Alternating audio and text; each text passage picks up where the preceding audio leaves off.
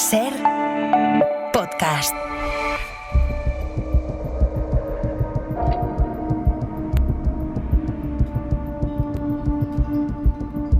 Crímenes, delitos y casos sin resolver.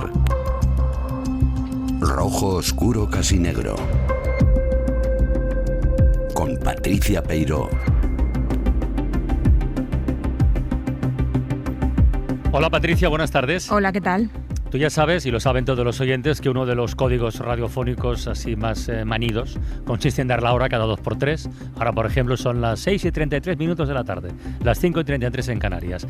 El tema del que vamos a hablar hoy tiene que ver con dar la hora, tiene que ver con ver la hora, tiene que ver con los relojes y tiene que ver con el buen tiempo.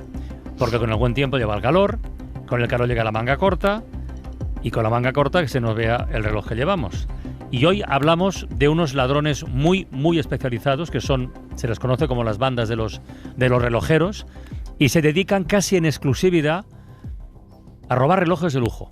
Eso además lo hemos visto en reportajes, lo hemos visto hemos leído en artículos en periódicos e incluso hace un año, yo no sé si tú te acordarás, Patricia, el periodista Javier Gómez Santander, que es uno de los coproductores de La Casa de Papel, ya es un tipo muy conocido y además se notó el poderío porque pudo emplear muchos recursos, se puso al frente de un trabajo de investigación a nivel internacional sobre estas bandas de ladrones de relojes de lujo. Y yo no sé si nuestro invitado de esta tarde, al que enseguida nos presentarás, tuvo conocimiento, pero fíjate, ahí hablaban con los propios ladrones. Los ladrones tienen una escuela y ahí aprenden, entre comillas y sin comillas, aprenden cómo cometer los delitos. Estamos en la escuela de ladrones. Entrenan por parejas y con relojes de correa de acero. Uno se lo pone, el otro aprende a quitárselo.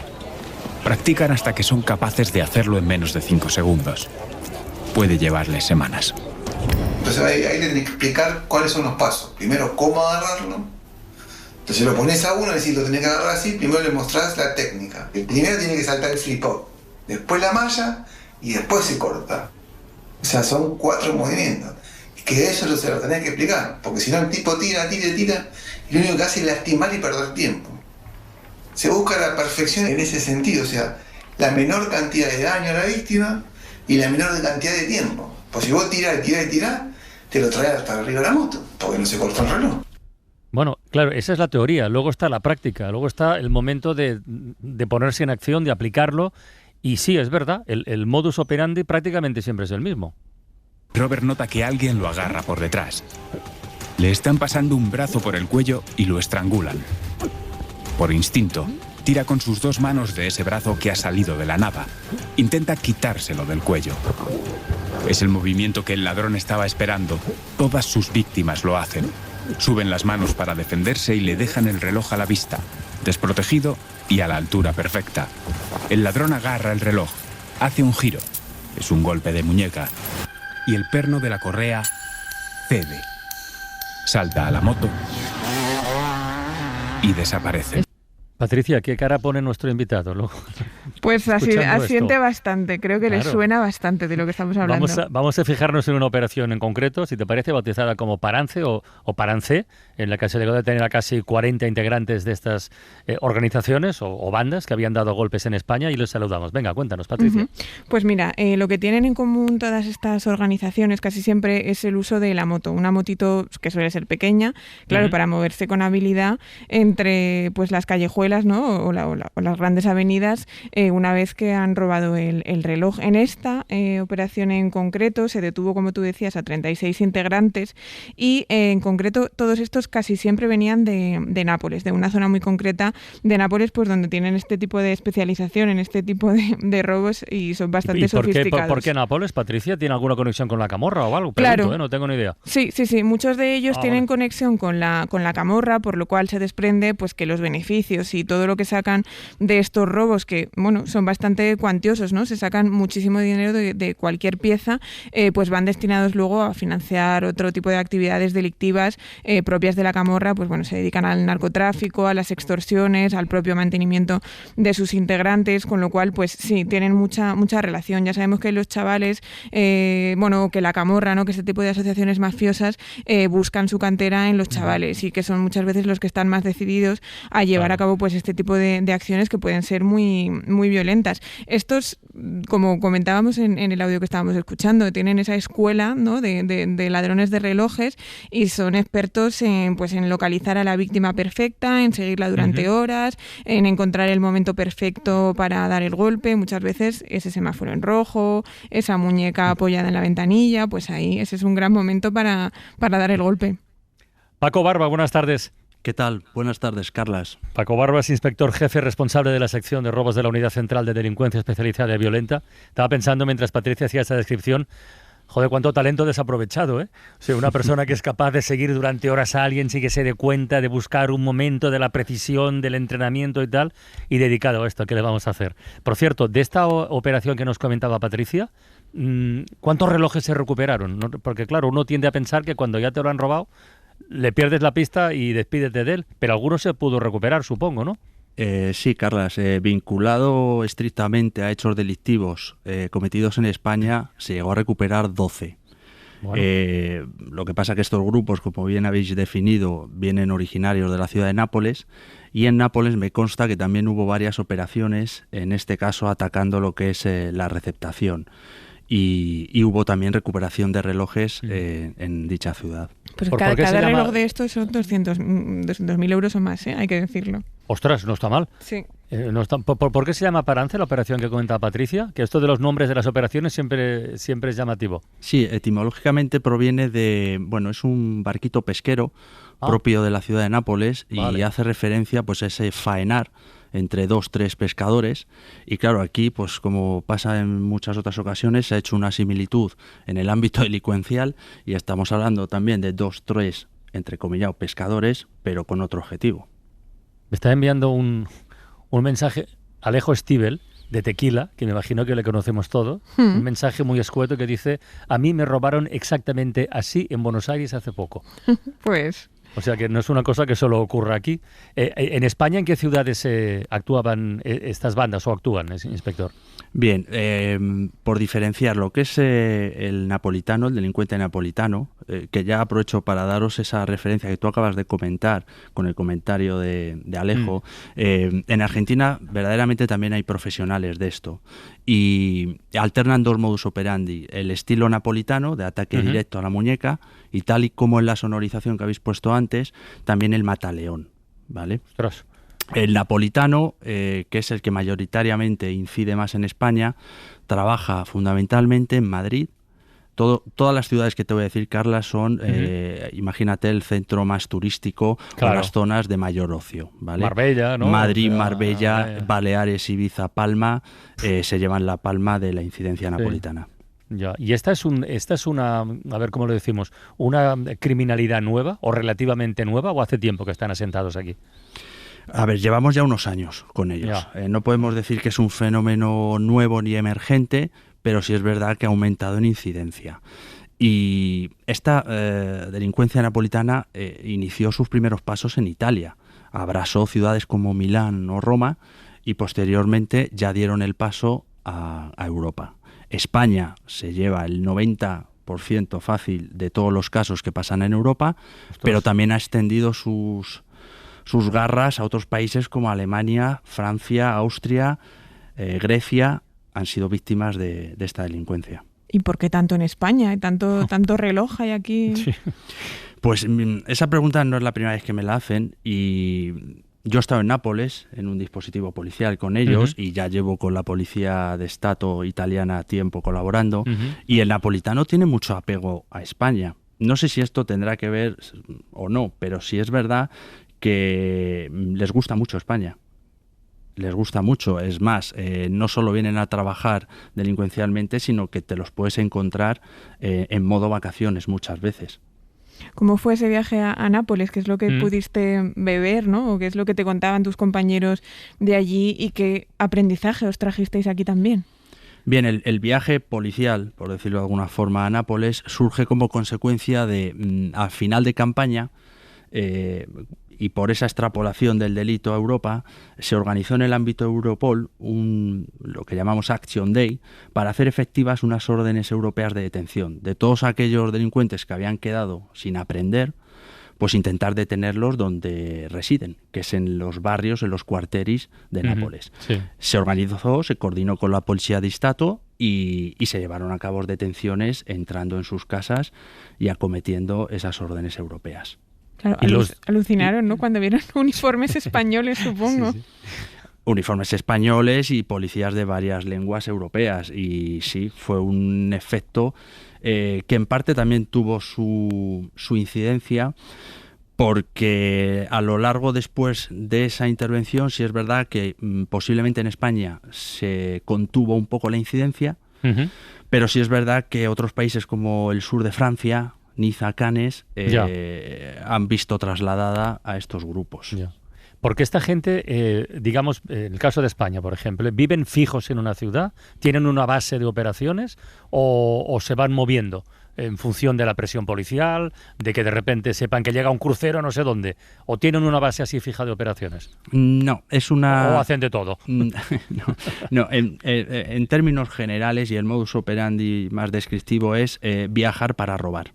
Vale. El tiempo estrictamente necesario en conseguir un botín preciado. Puede ser un reloj, si estamos hablando de que han conseguido una buena pieza, o pueden ser 2 o 3 si son piezas de no tanto valor. Aquí el reloj va a variar entre 40.000 a $500.000 de euros. Ostras. Esos han sido casos que hemos vivido policialmente. Eso quería yo preguntarte, me da un poquito de cosa, pero ¿cuál es como has dicho, piezas?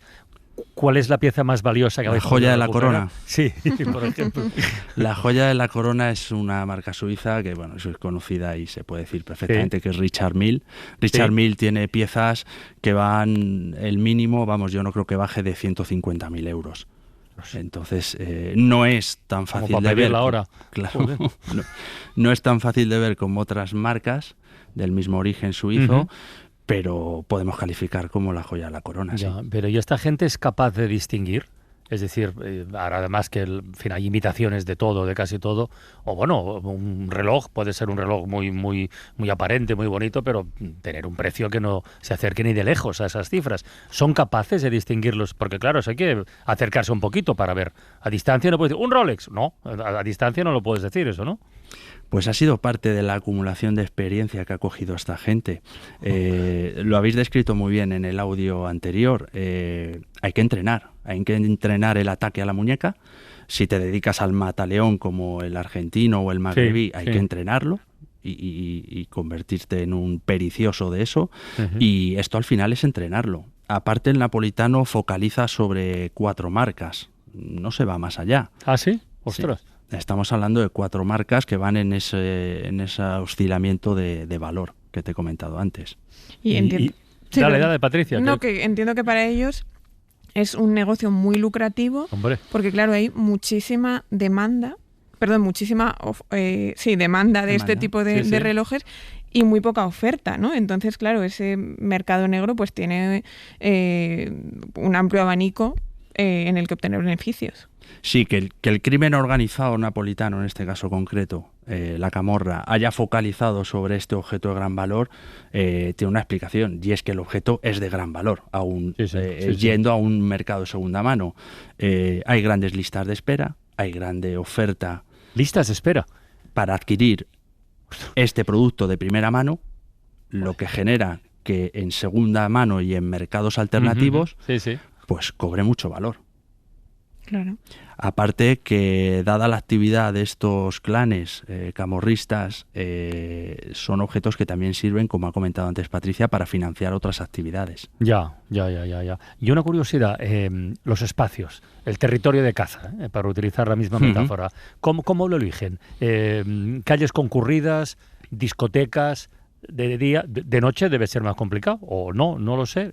¿Cómo eligen sus espacios? Pues mira, también en cuestión efectivamente de ámbito temporal, cada modus operandi tiene sus horas.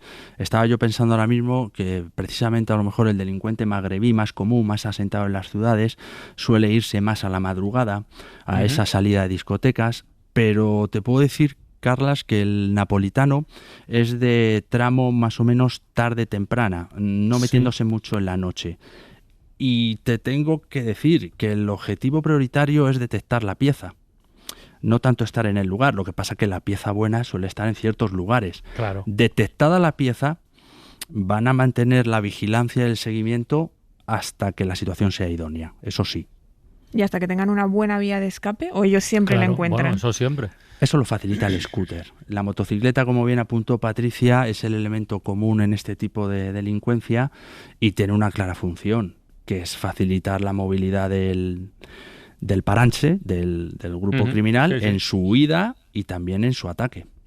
Oye, y también vamos a situarnos, ¿no? En una milla de oro. Estoy alucinando, de verdad. Sí, no, de verdad. Se te quitan las ganas de llevar reloj, Sí. Situémonos en una milla de oro de Madrid, ¿no? Pues, bueno, tampoco es que vayan todos de excesivo lujo, pero bueno, tienes que pasar desapercibido, ¿no? También en ese entorno. También ellos tienen técnicas, se disfrazan ellos también de gente acaudalada o de trabajadores de la zona. ¿Cómo hacen ellos para pasar desapercibidos y que no llamen la atención cuando están en esa actitud vigilante, cuando están mirando muñecas, ¿no? Que es algo que no es muy habitual. Sí, a ver, aquí pues también hay un componente. El italiano suele vestir muy bien. Eso es verdad. El italiano suele vestir muy bien. Y te vas a encontrar un delincuente, vamos a definirlo, pintón. Pintón en cuanto a vestimenta, en cuanto a outfit, que va a ir acorde con muchas de esas zonas de ocio. Discotecas, salas prediscotecas, ambiente de playa, chiringuito, chill out. El napolitano suele ser, aparte, un delincuente más o menos joven, no se va más allá de 40 años. Estamos hablando de gente más joven que perfectamente se customiza muy bien y se naturaliza. Yo hago la pregunta a la inversa, Paco. No digo tanto, sino yo digo de las posibles víctimas. ¿A qué debemos estar atentos cuando estemos? Bueno, yo no tengo relojes de estos, pero vamos, por si acaso. ¿A qué debemos estar atentos para que no nos tanguen? A ver, yo aquí siempre digo que no se puede obligar a la gente a no llevar lo que quiere y lo que desea y lo que le gusta. No podemos caer en una manía persecutoria, porque no, para eso está la policía, precisamente para dar esa seguridad. Pero sí siempre he trasladado como consejo el ser consciente de lo que se lleva. Y en ciertos momentos, esas pequeñas dosis de atención, siendo consciente de lo que se lleva, en ciertos lugares, pues te puede evitar un susto. Perdona, Patricia, ¿alguna vez habéis pillado a estos ladrones relojeros con infraganti, con las manos en la masa? Sí, a ver, esto no es solo un trabajo de policía judicial, de investigación. Es verdad que tenemos ya más de 1 millar de encartados, de investigados de este tipo, sobre todo de la delincuencia napolitana, pero este modus operandi y este procedimiento delincuencial también se traslada en esas zonas de actuación que hemos mencionado a los indicativos de seguridad ciudadana. Claro. Y el patrulla que está en la milla de oro tiene conocimiento de que existe gente que en scooter y con este procedimiento puede atacar al viandante. Pues como y sí los se han carteristas, producido, ¿no? Como los carteristas, sí, claro. Eso, ese es el mismo ejemplo, sí. Muy bien. Pues Paco Barba, inspector jefe, responsable de la sección, lo digo todo bien, de robos de la Unidad Central de Delincuencia Especializada y Violenta. Que muchísimas gracias por este ratito en la ventana, de verdad, A vosotros. Yo creo que ha sido muy útil, además. Patricia Peiró, cuídate mucho. Muchísimas gracias. Para no perderte ningún episodio, síguenos en la aplicación o la web de la SER, Podium Podcast o tu plataforma de audio favorita.